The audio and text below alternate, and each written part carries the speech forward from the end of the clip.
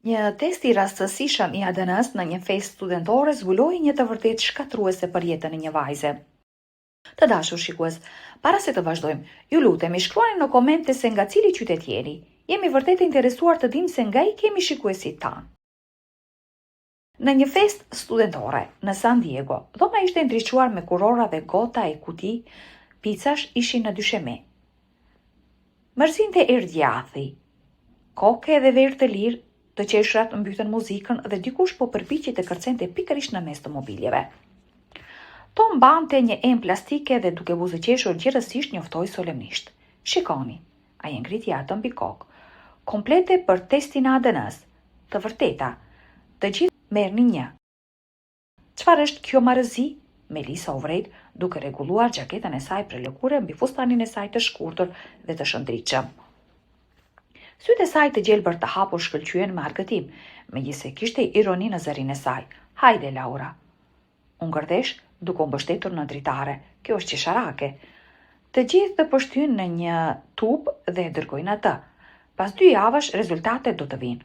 Por, sikur dikush të dalë të jetë pasardhës i dukëve apo kontëve, ata që ishin të gjithë së bashku. Dhe për një moment, duke si thjesht një shaka e padëmshme, por kjo ide rastësishme u bë fillimi diçkaje që ndryshoi jetën e Melisës përgjithmonë. Ajo kur nuk kishte menduar shumë për gjenetikën dhe përjardhjen e saj. U rit në Nova Scotia, në një familje ku baba i saj, Robert, tregonte histori për stërgjyshin e saj, i cili mori pjesë në luftën civile, ndërsa nëna e saj, Susan, e mësonte vallëzimin popullor. Në kujtesën e saj ishin aromat e byrekit me misër dhe kuzhina, foto në albume, udhëtime verore në det, dhe ajo besonte se rënjët e saj ishin thjesht amerikane. Por tubi i vogël i ADN-s ndryshoi gjithçka. Kaluan 3 javë. Një mbrëmje Laura thiri. Rezultatet janë këtu. Kontrolloi emailin tënd. Melisa, papritur, u ul në laptopin e saj.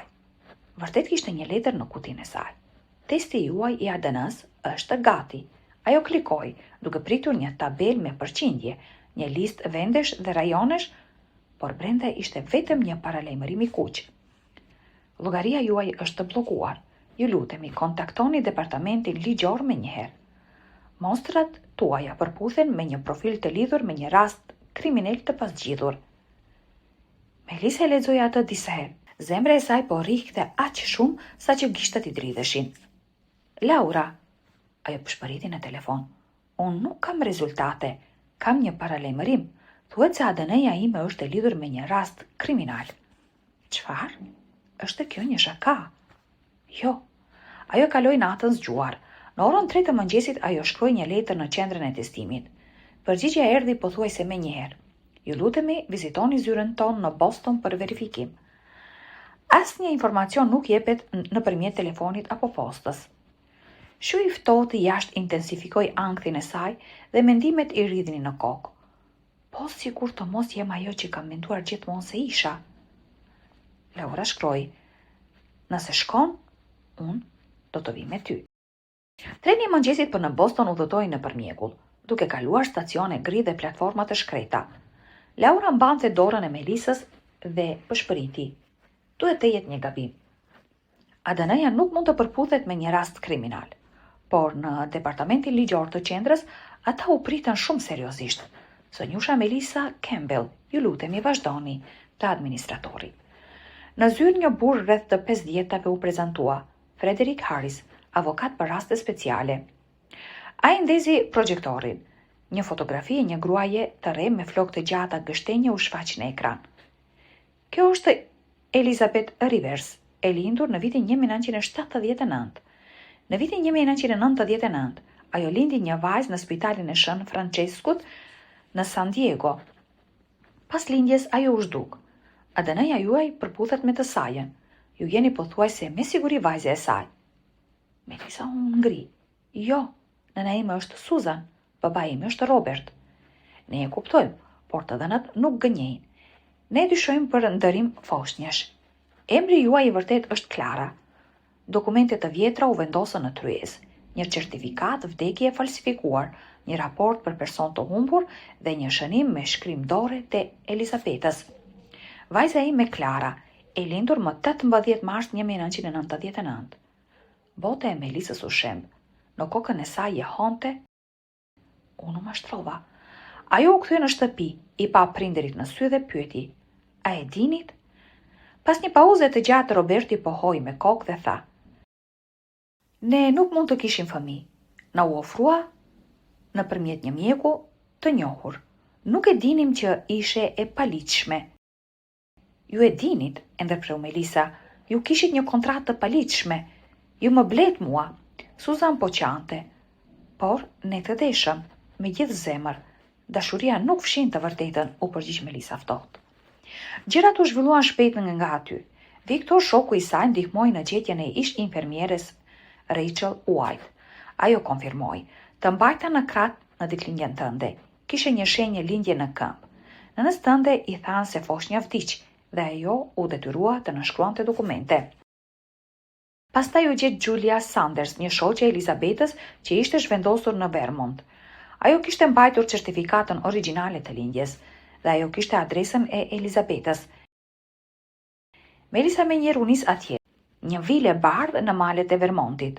Dera u hap dhe një grua me flokë gri dhe me një fytyrë të lodhur u ngri. Ajo pëshpëriti: "Klara?" Melisa u përgjigj me një zë të dridhur: "Po, unë jam vajza juaj."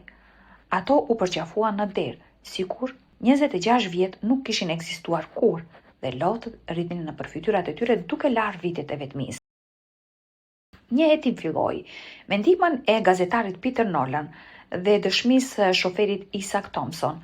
U vërtetua se mjeku Raymond Lewis drejtonte një rrjet të ndërimit të foshnjave dhe ndërmjetësi Alan Norton shiste fëmijë për birësim. Gjykata e shpalli atë fajtor për ndihmë në trafikim njerëzish dhe falsifikim dokumentesh. Pas gjykimit, Klara shkroi një artikull: "Emri im është Klara Rivers. Më parë njihesha si Melisa Campbell. Isha një fëmijë i vjedhur, por nuk kam më frikë nga e kaluara, sepse kam gjetur të vërtetën dhe nënën time." Artikulli u përhap në të gjithë vendin.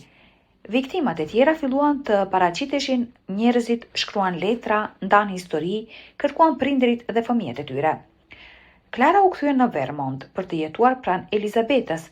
Së bashku ata rinovuan shtëpinë, mbollën lëndë dhe ndezën një llampë në verandë në mbrëmje. "Mama," tha Klara, "dua të jem këtu. Jo si Melisa nga San Diego, por si Klara nga malet e gjelbra." Elizabeta e përqafoi fort, nën qiellin që po perëndonte. Ato qëndronin së bashku nën dhe vajzë të humbura dhe të gjetura përsëri, dhe për herë të parë pas shumë vitesh, bota rreth tyre dukej e plotë dhe reale. Të dashur shikues, a do të kërkonit prindërit tuaj pas kaq shumë vitesh? Ndajeni mendimet tuaja në komente me komunitetin ton dhe le ti ndëgjojmë mendimet e njëri tjetrit. Mirupafshim.